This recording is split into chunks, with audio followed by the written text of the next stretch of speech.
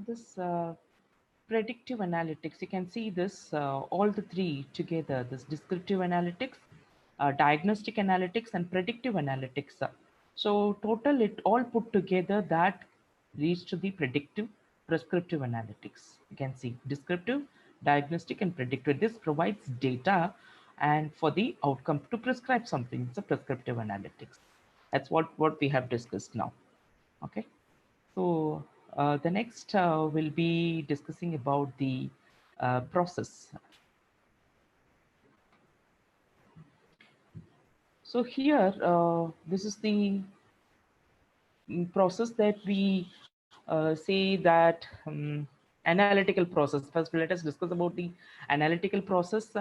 You can see where this decision science comes here. So building model building is nothing but all the four uh, analytics that we have seen, right? It's about the model building here. So here you can see this is the total business analytical process. First is the definition. You are defining the goal, and for that goal, we will be collecting the data. So, for example, for a company like any supermarket, we can say supermarket. So we want to give our customers, some coupons, some uh, uh, a prime for the prime members. Okay, so those who have a frequent buyers, we want to give some coupons for them. So this is our goal, and for that we need to collect the data. That means we should have the past data, so how frequently they buy, what are the products they buy, and for how much amount they buy. Okay, so we have to collect the data, we have to explore the data, prepare the data, code the data, and finally we have to make an analysis on that particular data. And based on the data, we also have to build a model. So there are two types of this is analyzing the data and model building. Model building is nothing but the analytics here. So here, after analyzing the data, you can just communicate the findings. Okay, so that is like it's similar to that of descriptive analysis here.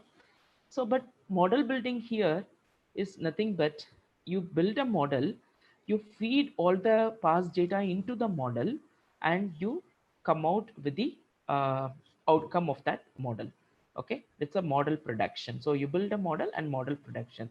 So based on this model prediction, and they also predict how frequently they come in the next uh, 4 5 years. Okay, that they predict it.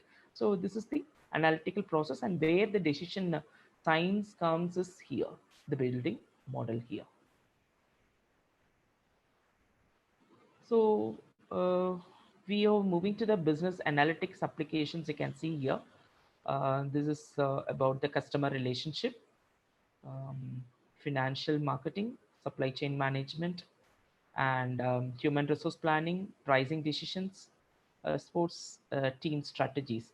So you can see the sports team strategies, how it this decision science helps us nothing but who can be the next batsman, and we can also see who are the you know um, the consistent player in that particular series of matches. Okay, some effective decisions can be made out of this, and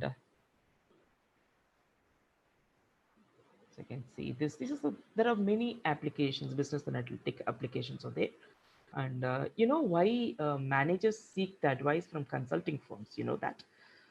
So managers sometimes they pay the consultants to provide the advisory service work that falls into any one of this category, like work they are not or feel they are not competent to do that work, and they don't want to do themselves, and they don't have time to do themselves.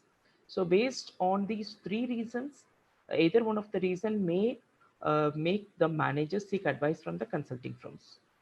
So all such works falls under the broad umbrella of consulting service, and regardless of why managers pay others to advise them, they typically have high expectations concerning the quality of recommendations. Okay, so nowadays even the politicals side also, they seek the advice from the consulting firms. So how they have to move uh, upon further to have the um, to win in the election. So in most of the cases, it's happening. The politics in politics also, it's this. They seek advice from the consulting firms, and they pay uh, crores and crores of money for that. So what is why they pay for that? They have high expectations concerning the quality of the recommendations, measured in terms of both reliability and cost.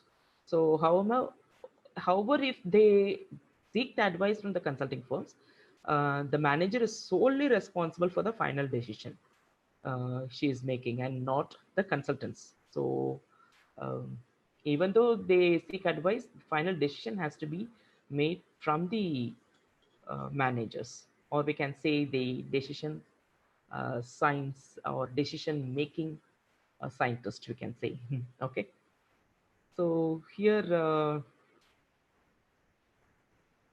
you should know about the difference between what is a data science and decision science, that as already we have discussed. But here, data science normally the uh, it's what we say, we can, it's fully of towards the automation.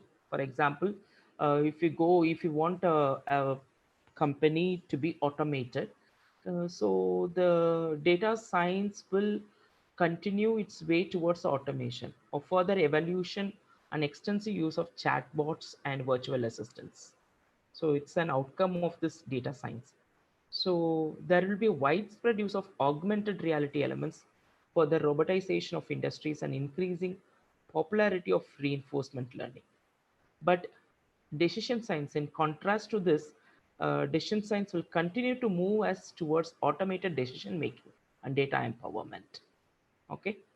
So automated decision making will be done with the help of data science, sorry, decision science.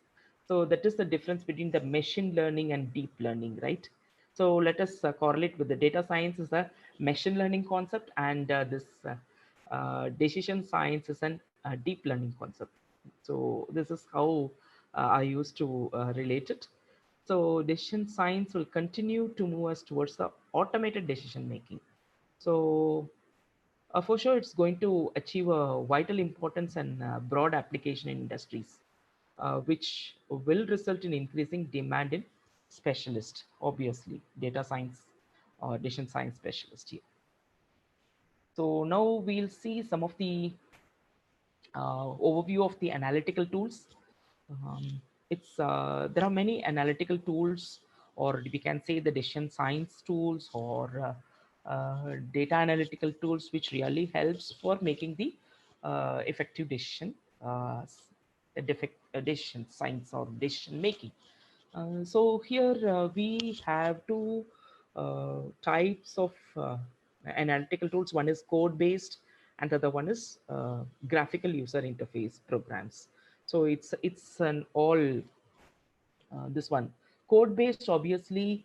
The data analyst or the engineers, they are well with the code based analytical tools. So being a management graduate or a non engineering graduate, we could not able to do much with the code based programs.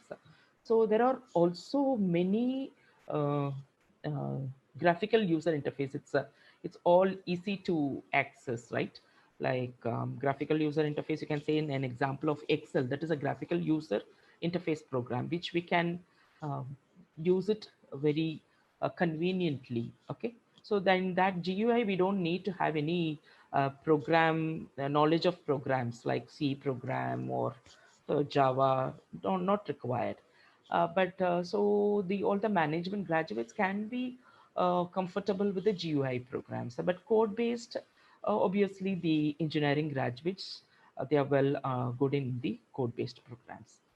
So there are many tools. Let us see some of the tools under the code based and the GUI programs. So first we'll see the code based analytical tools. So the first one is SQL. SQL base SAS is another one. So I've listed some few code based programs here, R and Python. Yes. So this is the two tools which has been extensively used nowadays in all the industries, R and Python. Okay, so this is mainly for the predictive analytics. So all this by using this Python, we can go for the machine learning, deep learning, with the help of this major two softwares, right? So R and Python, and these are a open source tool, code based open source. It's free that you can download R and Python. You can access to it, but there is some limitations for using these two applications. But it is an open source R and Python you can have.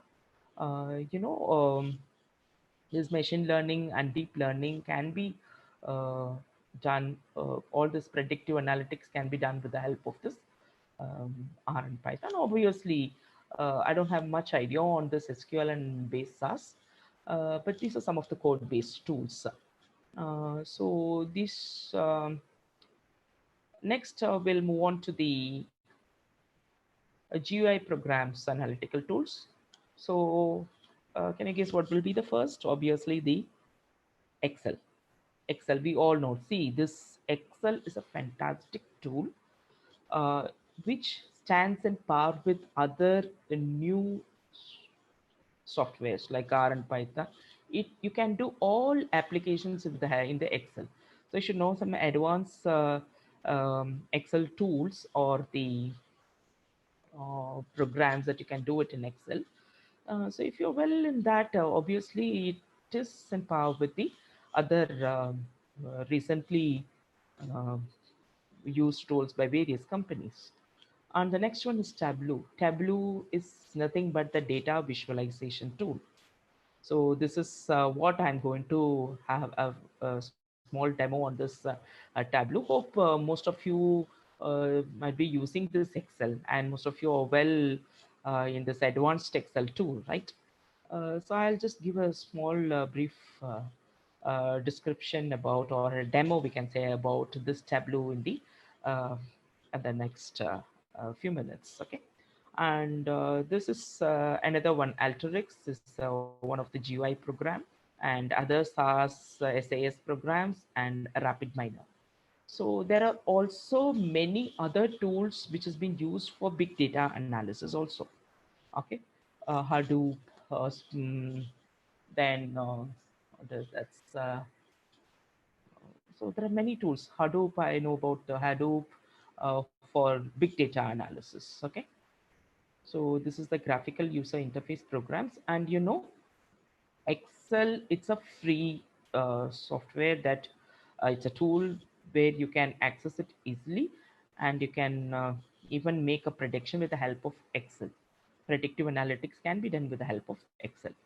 And the Tableau nowadays, all the managers, they are using this mainly for the presentation of the data, presentation of the data to your stakeholders. Okay, so this is a very simple tool that all the managers are now nowadays using for their presentation.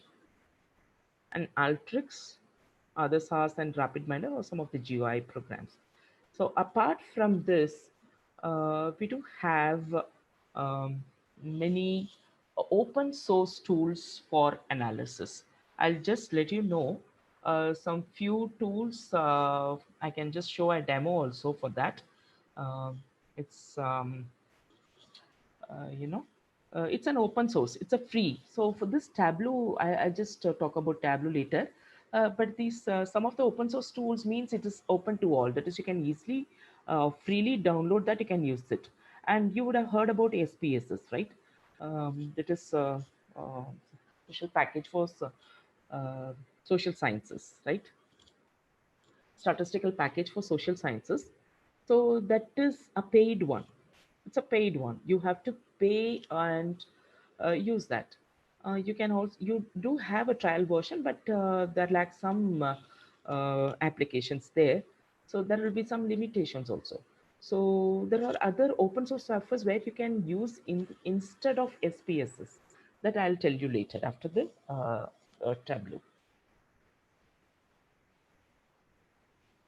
So though these are the outcomes of analytical projects, you can see the reports and dashboards and the analytical products. Analytical products is the outcome for the consumers and for business processes, and the reports and dashboards for the business stakeholders. Like after applying the data analysis, after completing the data analysis, what is the outcome? And the outcome is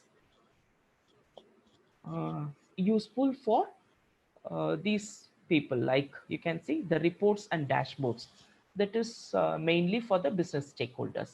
So the reports and dashboards can be done with the use of this business intelligence tool that I told you about, Excel, or you can say the Tableau. Those are those two tools helps you to come out with the reports and dashboards. And for analytical products, you can see the final outcome or model building it for the consumers and for the business processes.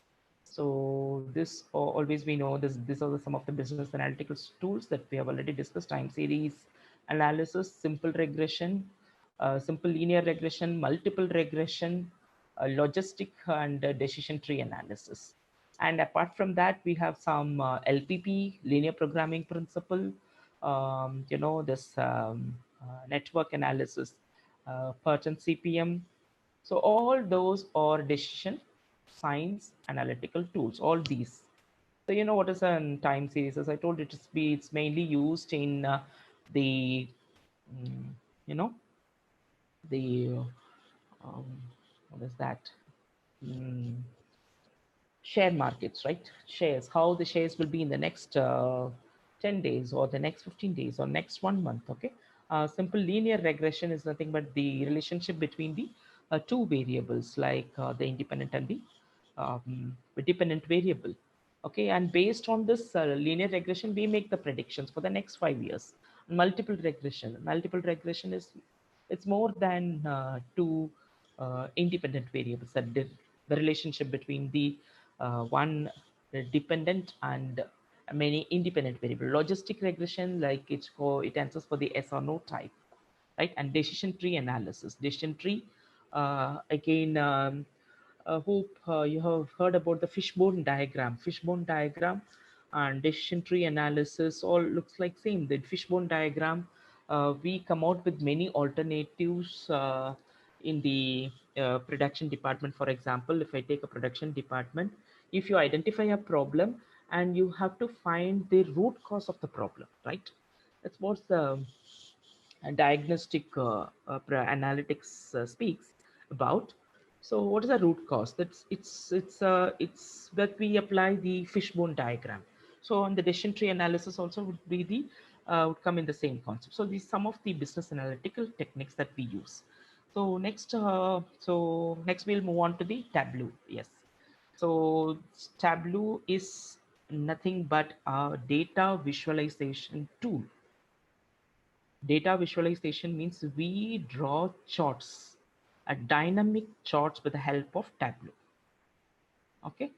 So here I'll just show you the output once you open the Tableau website. You have a free version there. Otherwise, you have uh, an option to uh, activate this Tableau desktop when you work for an university or when you work for a college. You can have an access. Only thing what you have to do is you have to open up this one and just fill up the form. You have to choose that you are the instructor, and you have to fill up the form, submit the form to the the community here, Tableau management. Then yeah, obviously in once you can get a license to use the desktop, Tableau desktop. So once in, you can, uh, you will get a code from the management. You can get the code from that Tableau team to access the Tableau desktop within 2 days. Within might be some 2-3 days, you can get the code. Then you can activate. You can download the Tableau desktop, and you can enter the code, and then you can activate it. Once if you are being I mean, a professor in a college, and even the students can also access it. They can also get a free access that is for a 1 year. 1 year you can access it. So this is your screen when you open the Tableau. So you can see this screen, welcome to Tableau, and you have to install it. So it takes some time. This actually, if you click on this, the installation, it takes some more than 5-10 minutes. It takes, you have to wait for that. And after installation, I'll just tell you how to make some charts out of this Tableau here. Okay, so I'll just give you a demo on this Tableau with the help of some data spreadsheets. So next we'll move on to that.